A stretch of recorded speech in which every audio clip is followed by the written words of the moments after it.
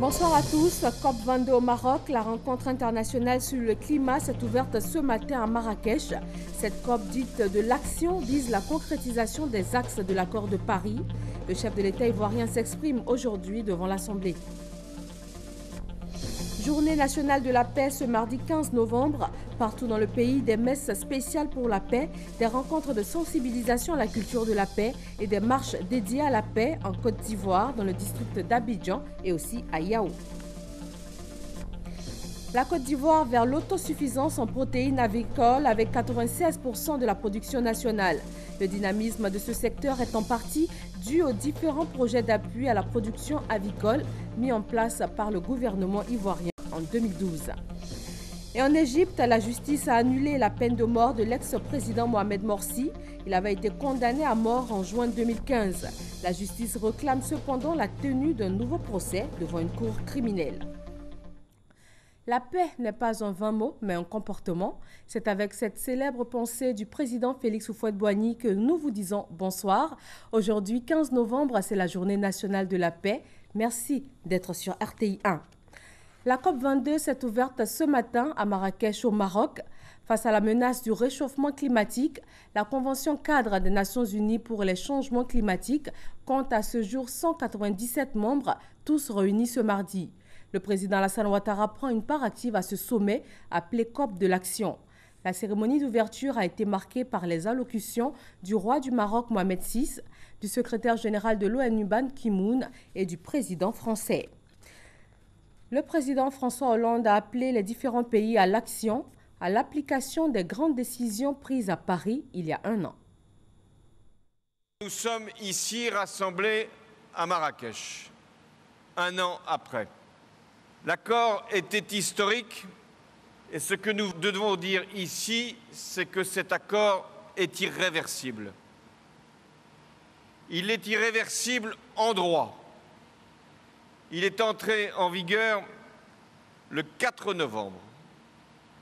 Plus de 100 États, représentant les 2/3 des émissions de gaz à effet de serre, l'ont ratifié. L'accord, il est aussi irréversible dans les faits, parce que les gouvernements, les entreprises, les organisations non gouvernementales, les citoyens du monde prennent des initiatives, lancent des projets, inventent des solutions concrètes permettant de conjuguer la lutte contre le réchauffement climatique et le développement. On ne trahit pas une promesse d'espoir. On la réalise, on la porte. Ici, à Marrakech, nous sommes les gardiens de la lettre et de l'esprit de l'accord de Paris. Et nous le ferons vivre parce que ce qui nous unit, c'est ce que nous avons en commun et qui est tout simplement notre planète. En marge des travaux de cette conférence sur le climat, le chef de l'État ivoirien a eu plusieurs rencontres. Il a échangé avec son homologue sénégalais Macky Sall avant de recevoir le directeur général de Marchik Ahmed, l'entreprise marocaine qui réhabilite la baie de Cocody. Abiba Dambélé-Sawé. Le président de la République a reçu la visite de son homologue sénégalais ce lundi soir à sa résidence de Marrakech. Macky Sall est venu saluer son aîné et s'entretenir avec lui des questions d'intérêt commun. Le projet de sauvegarde et de valorisation de la baie de Cocody est entré dans sa phase d'exécution. Le directeur général de la société Marchik Ahmed a présenté l'état d'avancement des travaux au président de la République, travaux qui portent notamment sur l'aménagement du plan d'eau lagunaire, la reconstitution du paysage et l'amélioration du transport. On a expliqué à son Excellence l'état d'avancement du projet. Les travaux, comme vous savez, sont déjà en cours, mais c'était surtout expliquer comment on va procéder sur l'achèvement de ce projet, qu'on a prévu se terminer en 2020-2021. On a rassuré son Excellence que le projet aujourd'hui est bouclé, soit en financement, donc on a les 450 millions de dollars déjà alloués pour financer ce projet. Nous sommes en train de travailler jour et nuit pour faire avancer ce projet et comme le souhaitent les deux chefs d'État, Sa Majesté le Roi, que Dieu l'assiste, et le président Alassane Ouattara. Marchik Ahmed est une société qui jouit d'une expertise avérée au Maroc en matière de dragage des lagunes polluées. Ici en Côte d'Ivoire, la célébration officielle de la Journée de la paix a eu lieu à Bongouanou, dans la région du Moronou, zone centre-est du pays. La célébration 2016 vise à consolider les acquis à travers la promotion de l'éducation. Le thème retenu, une école citoyenne au service de la paix. Le ministère de la Solidarité et de la Cohésion sociale est lui aussi au service de la paix. Pour ce 15 novembre, Alexis Ouedraogo est allé sur le terrain pour faire un point des actions de ce ministère qui a aussi pour mission de réduire la fracture sociale. Son reportage. Plongé dans ses textes, le professeur Kadé Bertin attend à son bureau 2 étudiantes. Elles préparent la soutenance de leur thèse. Le professeur a accepté de suivre leurs travaux. Rentré d'exil il y a quelques mois, Kadé Bertin s'est très vite replongé dans cette ambiance bon enfant de l'ENS. Les collègues, qui sont d'ailleurs pour certains beaucoup plus jeunes que moi, m'ont très bien accueilli. Les autres collègues donc, qui sont de la même promotion que moi également, que j'ai retrouvés, m'ont très bien accueilli. En tout cas, c'est une bonne ambiance et nous continuons en tout cas dans cette voie. Ce retour, Kadé Bertin le doit au ministère de la Solidarité et de la Cohésion sociale. Aujourd'hui, la paix, il la chérit. Je suis rentré en Côte d'Ivoire le 30 juin 2016. Les moments qui ont suivi, le gouvernement donc, a facilité les choses. Et donc, j'ai pu obtenir ma réintégration au sein de la fonction publique et plus singulièrement à l'enseignement supérieur où j'étais. Donc, je suis donc revenu dans mes bureaux pour continuer donc, à rendre service à l'État à travers la formation. Et comme lui, ils sont nombreux à être rentrés d'exil. Sur les 300 000 recensés hors des frontières du pays, il n'en resterait que moins de 30 000. À l'heure de la consolidation de la paix en Côte d'Ivoire, la ministre de la Solidarité et de la Cohésion sociale retrousse ses manches. Pour qu'il y ait la paix en Côte d'Ivoire, pour que nous soyons réconciliés avec nous-mêmes et avec les autres, il faut 12 choses. Je ne vais pas citer toutes les 12 choses, mais dans les 12 choses, il y a la question de la réparation des préjudices subis par les victimes. Parce que nous sommes sortis d'une crise post-électorale, il y a eu des pertes en vie, il y a eu des blessés, il faut que ces personnes reçoivent réparation. Il y a la question du retour des réfugiés, parce qu'au nom de la crise, certaines personnes sont allées se réfugier dans des pays voisins ou même à l'intérieur de la Côte d'Ivoire. Donc, faire revenir ces personnes-là.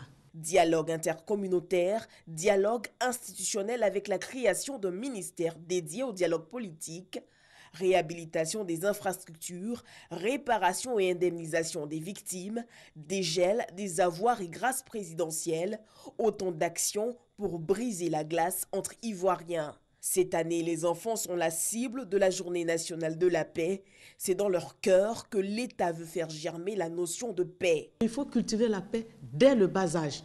Que l'enfant qui naît, que l'enfant sache que la paix c'est une bonne chose, que l'enfant sache que c'est à travers la paix que son pays peut se développer, que l'enfant sache que c'est à travers la paix qu'il va bien grandir, il ne va pas être traumatisé. Et donc, il apprend déjà toutes les valeurs de la paix. Tolérance, acceptation de l'autre dans sa différence, voilà là les clés de la paix.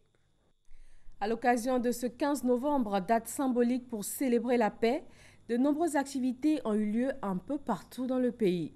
Nos reporters nous en proposent des images. La paroisse Saint-Jean de Cocody célèbre la messe d'action de grâce en faveur de la paix.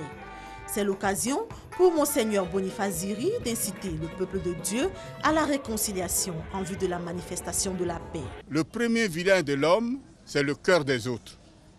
Si vous n'avez pas de place dans le cœur des autres, la terre ne peut vous porter, vous vous exilez. Si je veux habiter avec les autres, je ne peux pas cracher sur eux. Faisons de telle sorte que nous ayons toujours une place dans le cœur des autres. Et c'est ce que le Christ nous propose.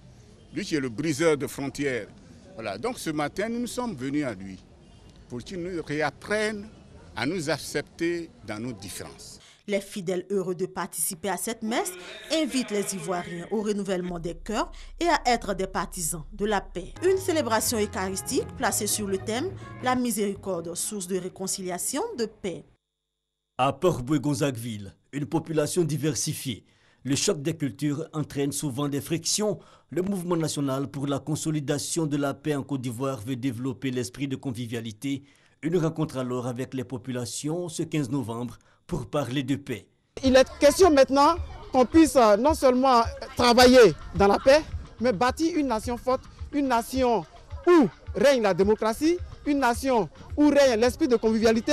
La paix, expression du vivre ensemble, mais aussi un engagement de la communauté étrangère de Port-Bouët-Gonzagueville à participer davantage à la cohésion sociale. À l'instar des autres villes de la Côte d'Ivoire, à Alépé, la journée nationale de la paix a été célébrée. Cette journée vise à maintenir la paix et la cohésion sociale. À travers cette célébration de la journée de la paix, c'est de véritablement appeler tout un chacun à être des artisans de la paix. Et comme acquis, nous avons pu observer dérouler les élections dans la paix. Les populations de la commune d'Alépé apprécient cette journée. Œuvrer pour la paix, la raison d'être de l'Observatoire de la solidarité et de la cohésion sociale. Cette structure de veille est pourtant très peu connue des Ivoiriens. Que fait-elle concrètement pour prévenir les conflits? Christelle Menon. Observer, analyser et prévenir. L'Observatoire de la solidarité et de la cohésion sociale est depuis 2008 une des vigies de la réconciliation nationale, de la paix et de la sécurité en Côte d'Ivoire. Sous la tutelle technique du ministère de la Solidarité, de la Cohésion sociale et de l'indemnisation des victimes, l'OSCS veille à travers son dispositif d'alerte précoce. Chaque matin, les chargés d'études qui ont donc à charge de faire le suivi avec nos moniteurs, nos 150 moniteurs pour l'instant, les appellent pour avoir le pool, les informations disponibles en matière de cohésion sociale dans leur localité. Ils prennent note, ils traitent ces données, ils les versent donc à l'opératrice qui va donc remplir la matrice avec ces informations que nous avons. Et une fois la matrice remplie, on les transmet donc au sous-directeur chargé des études techniques qui va donc finaliser, vérifier que la matrice est correctement remplie avant de transmettre cela au niveau du directeur de la communication qui s'assure que toutes les informations reçues sont correctes, toutes les précisions sont là avant donc que l'observateur ne transmette la lettre au niveau du ministère de la Solidarité, de la Cohésion sociale et de l'indemnisation des victimes, qui va donc en faire un bon usage avec donc ses collègues des autres ministères techniques. Incidents de sécurité, accidents de la circulation, problèmes fonciers, difficultés d'accès aux services sociaux de base, tous les faits rapportés qui pourraient troubler la cohésion sociale sont renseignés dans la matrice. Tant et si bien qu'il est aujourd'hui possible de décrire l'évolution du climat social depuis 2011. Depuis donc les multiples crises que nous avons enregistrées, il y a une nette amélioration de la cohésion sociale et de la solidarité, aussi bien au niveau de l'éducation, au niveau de la sécurité, de la culture que du culte et du culturel. Pour arriver à ces conclusions, plusieurs indicateurs des domaines de vie sont continuellement évalués. Ils révèlent aussi les facteurs de fragilisation de la cohésion sociale. En première position, le chômage des jeunes. Il y a la question de l'emploi, mais il y a aussi la question de sécurité des biens et des personnes. Ce sont ces éléments qui reviennent de façon récurrente dans les observations. Il faut savoir que quand on parle de cohésion sociale, il faut prendre en compte la question de perception. Ce que les individus perçoivent peuvent ne pas être la réalité, mais ça demeure leur perception. Et donc, il faut faire des efforts pour améliorer cette situation et éviter qu'on ait cette perception. Faire des recommandations, aider à la prise de décision en communiquant des informations stratégiques au gouvernement et à des acteurs clés. Une des missions de l'OSCS qui implique un autre niveau d'analyse. Le deuxième niveau de veille, c'est que nous sommes aussi une structure qui doit être capable ou qui doit faire des études, qui doit mener des études sur, par exemple, les politiques de solidarité et de cohésion sociale entreprises par le gouvernement. À partir de là, nous allons relever les insuffisances, les succès et autres, et nous faisons des recommandations au gouvernement. Cela nous amène, par exemple, nous oblige donc chaque année à avoir un baromètre de la solidarité et de la cohésion sociale. Le prochain état des lieux de la solidarité et de la cohésion sociale aura lieu dans quelques semaines. L'enquête sera réalisée sur toute l'étendue du territoire. Le sport, facteur de rassemblement par essence, est aussi très souvent utilisé pour promouvoir la paix. C'est ce que plus de 1500 coureurs ont démontré ce matin lors du marathon international du district d'Abidjan. Samira Ouedraogo et Salif Ouattara nous proposent un point de cette rencontre pour la paix. Justin Fouami, vainqueur des 42 km de la deuxième édition du marathon international du district d'Abidjan.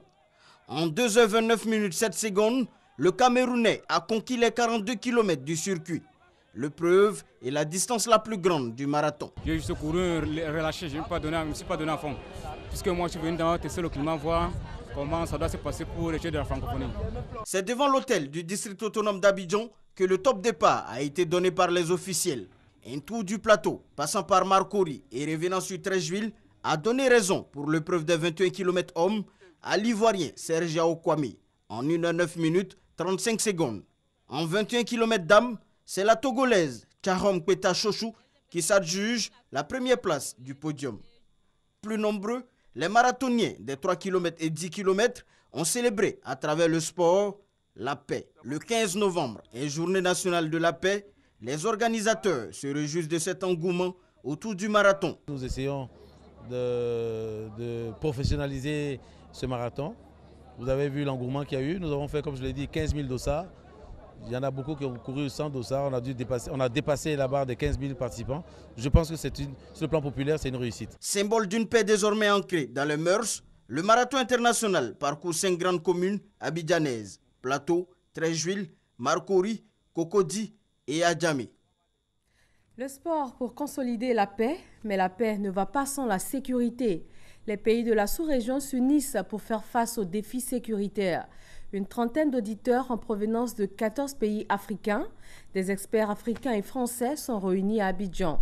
Ils vont ensemble approfondir la réflexion stratégique sur les problématiques propres au continent africain. Sidonie Davila. La sécurité, une question devenue prioritaire pour les pays africains. Au-delà des discours politiques, les États africains se doivent de trouver des réponses adéquates aux menaces qui perturbent le quotidien des populations. Tout le sens de cette rencontre internationale portant sur les menaces sécuritaires transnationales vers une approche prospective africaine. Il ne s'agit plus de menaces terroristes, mais bien de réalités terroristes. Face à ces réalités, il est plus qu'impérieux pour nous de penser la méthode et les moyens de se prémunir contre la déstabilisation et de ne pas offrir aux terroristes les moyens de prospérer dans nos régions. Faire face au défi de la reconstruction d'une armée véritablement républicaine en Côte d'Ivoire prévoit également un changement de dénomination selon le ministre chargé de la Défense. Il faut désormais dire les Forces armées de Côte d'Ivoire, FACI, en lieu et place des FRC, Forces républicaines de Côte d'Ivoire. Nous sommes en pleine réforme du secteur de la sécurité en Côte d'Ivoire et la RSS, cette réforme-là prévoyait déjà le changement de dénomination. Il n'y a plus besoin d'ajouter républicaine à ces forces-là. Elles sont d'emblée républicaines. C'est pour cela que nous avons changé de nom pour participer à ce renouveau-là, à cette réforme qui a été engagée par le président de la République. À l'ouverture de cette première session internationale de réflexion stratégique CIR 2016, 30 officiers généraux et supérieurs des armées de la gendarmerie nationale se sont vus attribuer des diplômes de formation. Durant 4 mois, ils ont suivi avec succès le programme de formation SRO de l'Institut de défense. Dans le domaine des ressources animales, la Côte d'Ivoire couvre 96% de sa consommation en volaille grâce à de nombreux projets. En 2015, le pays a atteint une production de 44 500 tonnes de viande et plus de 1,48 milliard d'unités d'œufs de consommation. On va s'intéresser ce soir au programme d'appui à la production avicole nationale initié en 2012. Francis Boifo. 2 plateaux, commune de Cocody.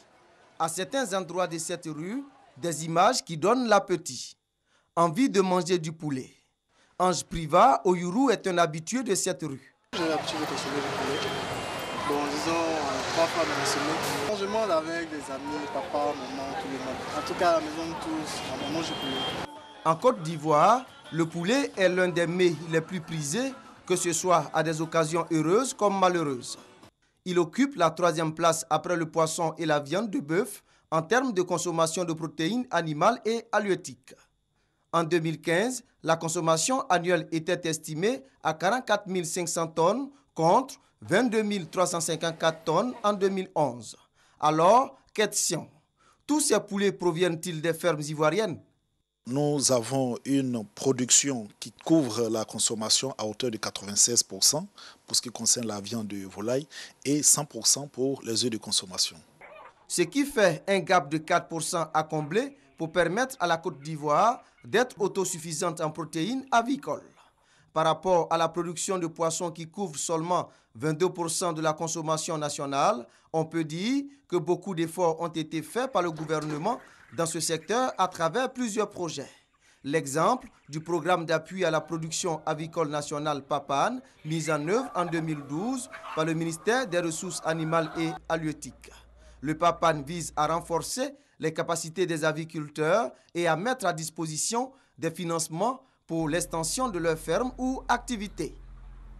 Nous avons enregistré près de 200 éleveurs qui n'avaient pas de statut juridique, qui sont passés de ce statut à un statut légal d'entreprise que nous avons appelé petites et moyennes entreprises avicoles. Autre action encore concrète en faveur des opérateurs, c'est d'être leur conseiller permanent. Nous avons sélectionné les meilleurs parmi ces demandeurs de prêts, de crédit, pour pouvoir les financer en phase pilote, et le montant global qui porte sur plus de 100 millions a permis à 12 éleveurs de pouvoir relancer leur activité. Dame Nzoa Aboké fait partie des bénéficiaires du PAPAN. Elle avait perdu espoir au lendemain de la crise post-électorale. Sa ferme avait été pillée. Le gouvernement a mis un fonds pour les éleveurs dont j'ai bénéficié. J'ai eu 8 millions. Et avec ces 8 millions, j'ai pu me relever. Aujourd'hui, j'ai 11 000 poulets sur la ferme.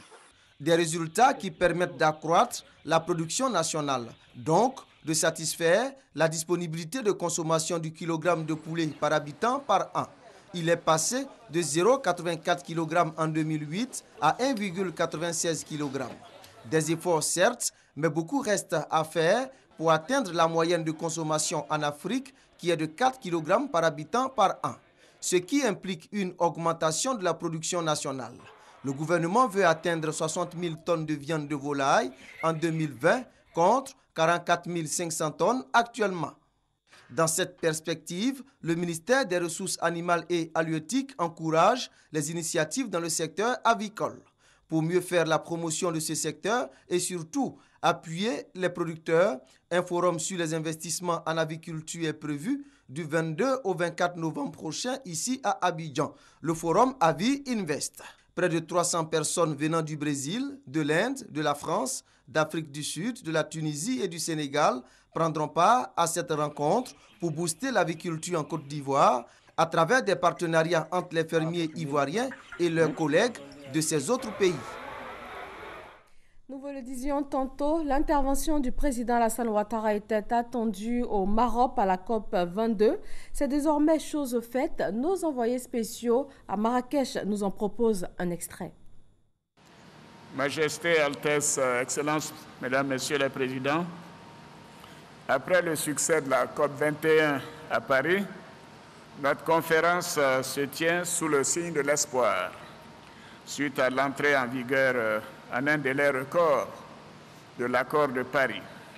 Et je voudrais à cet égard féliciter le président François Hollande ainsi que ses collaborateurs, le ministre Laurent Fabius et la ministre Ségolène Royal, pour leur contribution à cette évolution importante de notre agenda pour le climat.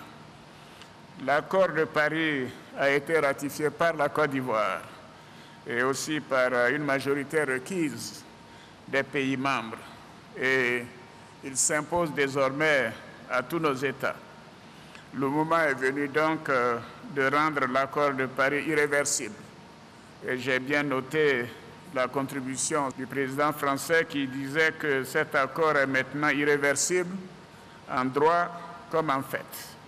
Et nous pensons qu'il faut maintenant travailler à ce qu'il devienne opérationnel dans tous ses aspects. La conférence de Marrakech doit donc être la conférence de l'action, de la vérité, comme disait Sa Majesté, et de la solidarité. Elle doit, dans cette perspective, permettre de doter notre communauté des outils indispensables au suivi de nos engagements nationaux.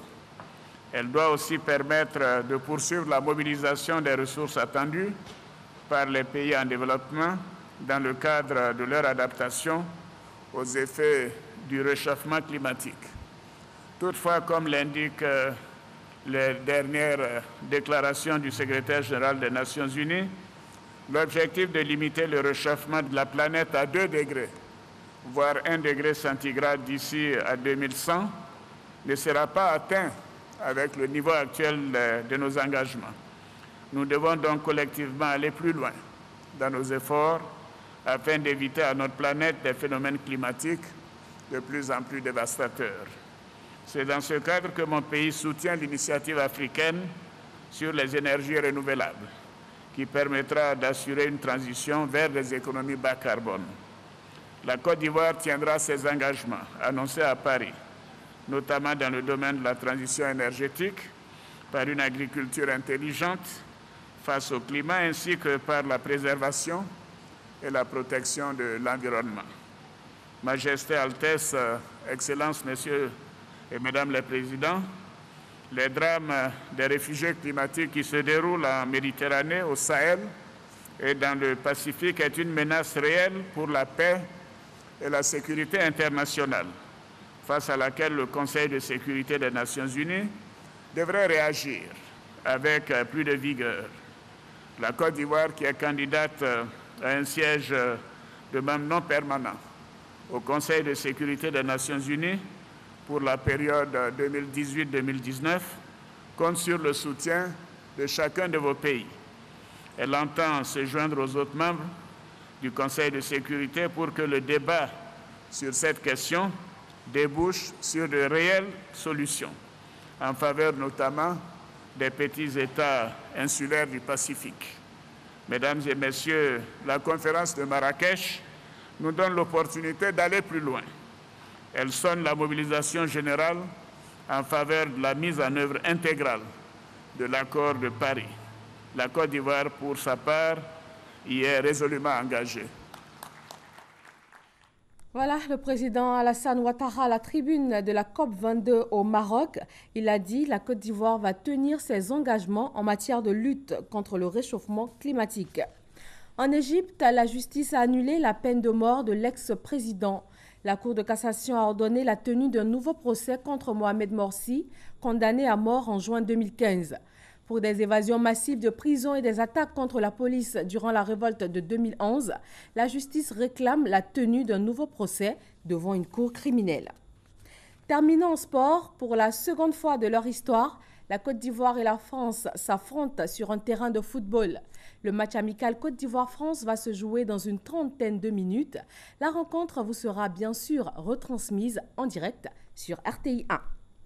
Voilà, la rédaction vous propose une très belle pensée de Mère Teresa pour clore ce journal de la journée de la paix. On ne souhaite pas la paix, on la fait et on la donne aux autres. Très bonne fin de soirée à tous.